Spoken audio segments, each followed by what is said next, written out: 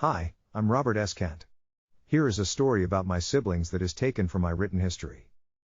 I'm going to tell you about all my siblings starting with the oldest. Aaron. When I was real young he hauled coal out of Price Canyon.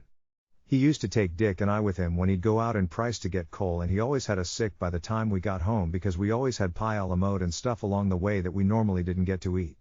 And then when we were real young Aaron was an avid fisherman and a hunter, and all of my excursion going fishing and hunting were with him. I remember being drug out of bed at 3 o'clock or 4 o'clock a.rn in the morning and taken up to Hobble Creek Canyon, and he'd spent from then until daylight a cutting a long straight willow off of the river bank and taping a reel on it and a couple of eyes to it, and by the time the sun came up we could start to fish. I remember one time Verdell, my father-in-law, and I were hunting with Aaron down around Fillmore, and we went back in camp after we hunted most of the day, and he said, "I'll tell you what," he says, "I'll throw my hat out there on the bush and let you take one shot at it. Let each one of you take one shot at it with our 30-30 rifles." And then he said, "That's 2 shots at my hat, and I'll take 1 shot at each of yours." And we said, "All right, that sounds like a good deal." So he threw his hat out there and we both shot a hole in his hat, and he took my hat and Verdell's hat and rolled them in a nice little ball and tapped them down in the fork in the tree and took a shot at them, and man, we came up with Swiss cheese. There wasn't much left of the hats, and his had 2 little holes and ours were disintegrated. He was a stickler on hunting safety. We were never allowed to have a loaded gun in the camp. We'd get up in the morning and start our hunting and get outside the camp before we loaded the guns, and when we got back on this side of the camp we unloaded them. Aaron taught me all there was about gun safety. When I first started to drive he was my teacher. I used to ride with him when he worked at Gallagher Freight Company. And we lived in American Fork and he worked down in Salt Lake, and I used to ride up with him and then ride around with him during the day while he was delivering his freight. He used to have an old Dodge Coupe that we rode in, and he used to let me drive. He'd never ever say anything to me, and if I did something wrong he'd reach over and twist my ear and say, "Now, D. You know better, you know what that's for." But he was my mentor when it came to driving. He was great. He was married to Eunice and had 4 kids, Levon, Myrna, Naomia, and Jewett. Then there was Ethel, always the loving type of person. She was very family-oriented.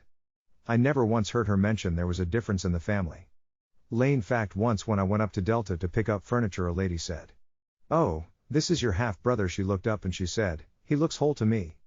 I never saw a half-brother. She never ever looked at me as a half-brother. Ethel married Glenn and they had 1 child named Evelyn. Ethel was the first one out of the house because she got married when she was 18. I used to make a trip to Ethel's about every 2 to 3 weeks. I upholstered furniture for people in Oasis, Delta, Hinckley, Deseret, and Oak City, thanks to Ethel and Whirl of Mouth Eye Durrell, a lot of you upholstering in that part of the country. Then there was Clive. He was a really neat fellow too. Clive, Aaron, Joe and Flo all served in the services in World War II. But Clive, after the war he worked for the Pacific Railroad. In the summer they iced the railroad cars to keep the produce cold, and in the winter they heated them to keep them from freezing. I was just old enough to start dating and driving a little bit at that time, and we'd walk over to where he worked. He worked out of a little shack out by the tracks, and we'd go over there and he'd flip us the keys to his car. He had a '49 Ford Coupe, and we'd go chase girls while he worked. We'd take the car back around midnight and walk home. Clive was good that way. Clive used to collect rocks and make jewelry out of these rocks. One time he was with a friend and his friend's grandson at an old rock quarry, and it caved in and they were killed. Clive married Pat and they had 6 kids, Clive, Lay, Marion, Teresa, Jan, and Marlene. Then there was Joe. He was kind of a rebel. He was good. He always called me Bobby. We did things together a little bit but not a lot. He married Belva and they had 5 kids, Joe, Steve, Mike, Lois, and Aaron. They divorced and he married Jean and they didn't have any children. Then there was Cleo. She was really the mother of the whole group basically. Ethel left early and so it was Cleo that basically raised us. Mom spent a lot of time in the hospital and a lot of nights away, and Cleo basically took care of us. I can remember one night, we lived up on the Alpine bench, she was cutting some meat to fix for our supper and the knife slipped and cut a 3-inch gash in her thigh.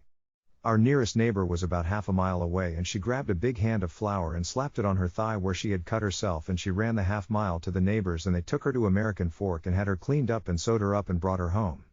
We were very scared. Sometimes there'd be 6 of us in one bed sleeping crossways, and Cleo and Floa used to sing to us. They sang some of the saddest songs I ever knew.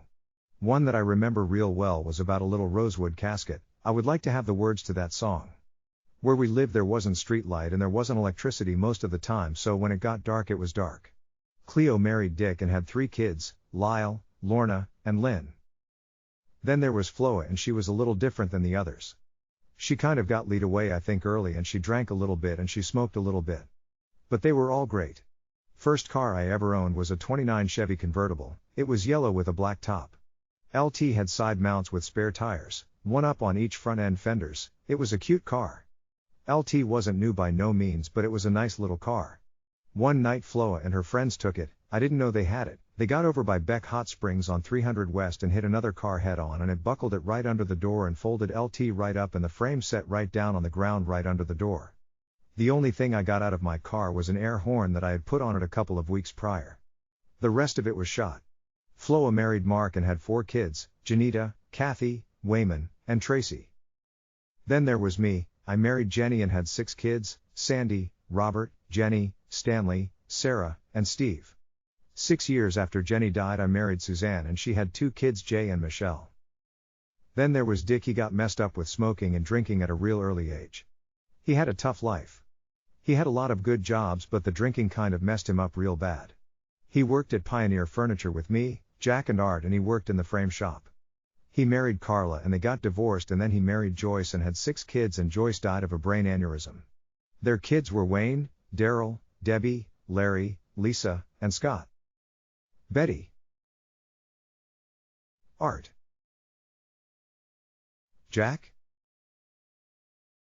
Bill.